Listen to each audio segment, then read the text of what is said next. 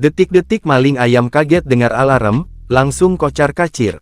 Sebuah unggahan yang memperlihatkan seorang pemuda diduga hendak mencuri ayam tengah menjadi sorotan.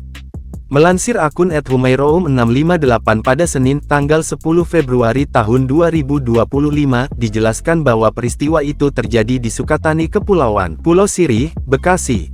Dijelaskan bahwa mulanya pria itu hendak mencuri ayam yang dimiliki oleh kakeknya.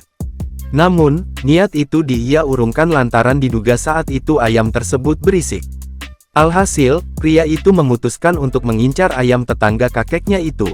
Sang pemilik akun pun menuturkan bahwa ayam kakeknya sempat dicuri 20 ekor.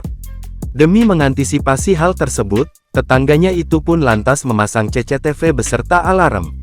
Pada Kamis tanggal 6 Februari tahun 2025, lelaki itu tampak berusaha untuk melancarkan aksinya.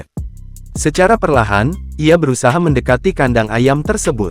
Tiba-tiba, alarm yang dimiliki oleh tuan rumah menyala.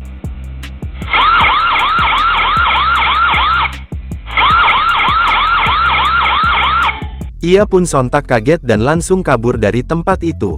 Kini, video yang diunggah oleh @humairoom658 pada Kamis tanggal 6 Februari tahun 2025 itu pun viral dan diunggah ulang dalam banyak akun di media sosial.